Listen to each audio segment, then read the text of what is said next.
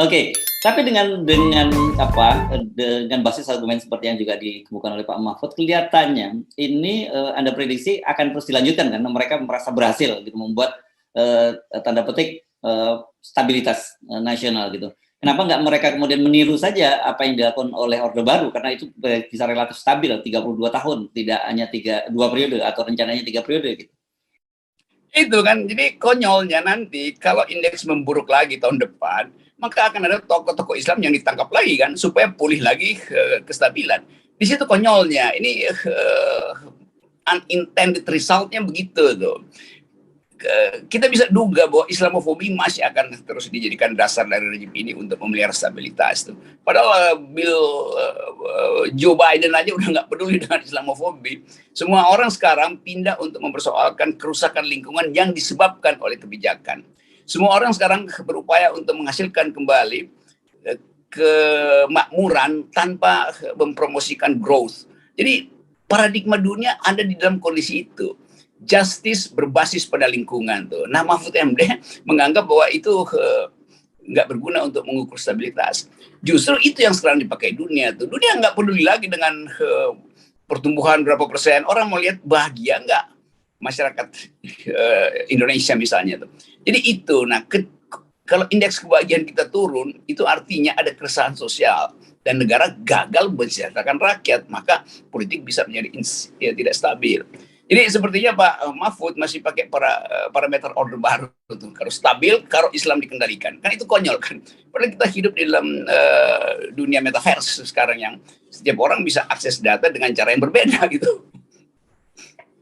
Oke, jadi kalau Anda membuat prediksi tahun 2022 nanti, pemerintah pasti akan tetap menggunakan jurus-jurus lama. Tetapi bagaimanapun juga, ini kalau kita selalu menyebut sunatullah atau hukum alamnya, perubahan itu nggak bisa ditentang oleh pemerintah kan.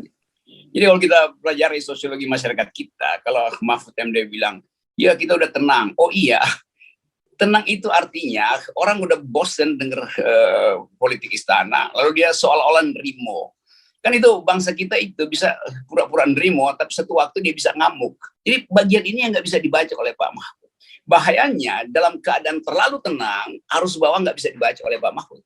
Padahal kita tahu bahwa sentimen ras, sentimen religius itu di bawah itu kuat sekali. Basisnya apa? Basisnya ketidakadilan sosial.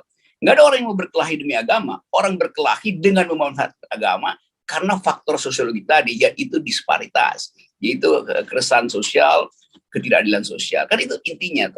Jadi seringkali istana itu asal ngecap tanpa dia punya preteks tentang sosiologi itu, sosiologi masyarakat. Jadi itu pentingnya. Jadi sunatullah itu adalah hukum-hukum sosiologi yang nggak mungkin dimainkan berdasarkan kepentingan headline dan konversi pers, nggak bisa itu. Hukum masyarakat itu ada karena ketegangan sosial di bawah. Itu yang luput dibaca oleh Profesor Mahfud MD.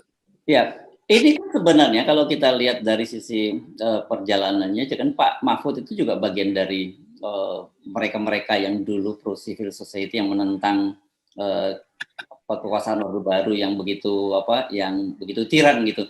Nah, tetapi mengapa sekarang ketika dia berkuasa juga dia melakukan hal yang sama? Saya sering berpikir, apakah memang seperti itu kekuasaan itu? Apakah kekuasaan itu selalu membius orang dan atau kemudian mengubah orang menjadi baik menjadi buruk? Bukankah sebenarnya kekuasaan itu juga kalau dia di tangan orang-orang yang baik harusnya gitu juga menjadi sesuatu yang baik? Ya, Mahfud sendiri yang bikin dalilnya tuh bahwa malaikat kalau masuk kekuasaan jadi iblis. Kan dia sendiri yang membuktikan tesisnya tuh. Jadi jangan kita komentari lebih panjang tuh. Setuju, bahaya itu kalau kita kalau premisnya seperti itu nanti seperti apa ininya. Silakan lanjutkan. Nah, sekarang kita coba lihat sebetulnya 2022 itu ada ketegangan diam-diam. Karena orang semacam Lanyala itu dia mengerti bahwa publik menginginkan satu konsep baru ke depan. Dan itu ditahan oleh kekuasaan.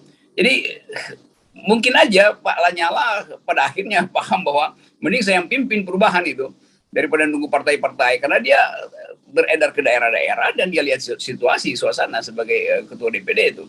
Jadi sekali lagi, ke depan itu, bukan ke depan sebetulnya, semester depan, itu saya prediksi akan ada kekerasan politik, entah itu dalam bentuk ketegangan intra elit maupun ketegangan real di dalam masyarakat karena soal naiknya harga-harga yang sekarang udah mulai terasa. Jadi bayangkan misalnya ini akhir tahun, tabungan masyarakat dikuras kembali dan tiba-tiba bertemu dengan awal tahun di mana uang tidak ada lagi. Likuiditas nggak ada, akibatnya kemampuan kita untuk mengaktifkan ekonomi gagal lagi. Nah ini sebetulnya yang mesti kita prediksi. Tentu saja Mahfud pasti bilang, oh kami optimis, Sri Mulyani juga bilang optimis segala macam. Tapi itu kan optimisme yang palsu tuh. Dan Presiden Jokowi menangkap optimisme palsu itu. Begitu Sri Mulyani bilang kita windfall pajak 100,09%, Jokowi langsung gembira. Karena itu kemudian petugas pajaknya itu diberi bonus 100 juta setiap orang.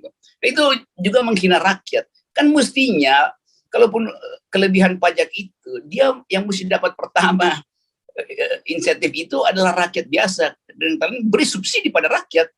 Ini dia nggak lakukan, yang dia subsidi justru karyawan pajak yang memang gajinya udah tinggi. Jadi dari segi itu, rakyat melihat bahwa ada ketidakadilan lagi. Nah, tabungan ketidakadilan ini yang akan berasap di awal tahun depan, bertemu dengan soal-soal global, pemanasan politik di dalam kawasan. Jadi itu saya kira seluruh gejala yang tidak dibaca oleh Mahfud MD. Dan saya bersyukur karena dia nggak bisa baca itu. Oke, saya udah tahu itu terusannya kenapa Anda mesti bersyukur. Oke, saya kira ini penting terus untuk mengingatkan kita, bukan selalu nyinyir ya. Ini kontra narasi. Saya kira beda antara nyinyir dengan kontra narasi. Basisnya tetap dengan argumen yang kuat kalau kontra narasi itu ya. Ya, ini kita FNN memang selalu bikin kontra narasi aja. Walaupun dianggap, wah itu karena sakit hati. Nggak ada sakit hati yang basisnya adalah argumentasi. Sakit hati itu basisnya sentimen. Kita nggak pernah sentimen pada orang. Pak Mahfud MD itu tetap teman berpikir saya. Yang saya kritik adalah narasi dia sebagai Menko Polhukam. Kalau Menko Polhukamnya bukan Mahfud MD, saya nggak peduli. Tapi karena saya kenal cara berpikirnya, maka ajaib bahwa Mahfud MD bikin argumen yang konyol semacam itu. Dan itu yang akhirnya kalau ada psikolog dia akan analisis ini mental Pak Mahfud semacam apa. Kenapa persembunyian dendamnya itu akhirnya terbaca melalui ucapannya itu. Jadi sekali lagi baseline Islamofobi tetap akan dipakai sebagai alasan untuk memelihara stabilitas di 2022. Pada saat yang sama keresahan ekonomi tidak bisa dideteksi karena sibuk melihat Islamofobi. Nah itu bahayanya tuh. Nah bahaya itu adalah berkah bagi oposisi karena akan mempercepat endgame. Ya, oke. Saya kira silakan Anda, para viewer, untuk menilai sendiri apakah Anda lebih percaya pada narasi yang dibangun oleh Pak Mahfud MD bahwa kita sekarang stabil, politiknya baik-baik, rakyat senang, atau narasi yang kita bangun melalui FNN. Tapi kita juga bersedia di challenge oleh Anda, ditantang oleh Anda untuk membuktikan apakah narasi yang kita bangun itu juga lebih base-nya lebih lebih akademis gitu dibandingkan dengan narasi yang dibangun oleh Pak Mahfud MD. Bukan hanya akademis ya, realitasnya juga begitu. Yeah. Oke. Ya, Bung Rocky, terima kasih banyak. Salam 0%. 0% dan salam buat Pak Mahfud. Salam argumen. Ya. Salam sentimen. Oke. Oke.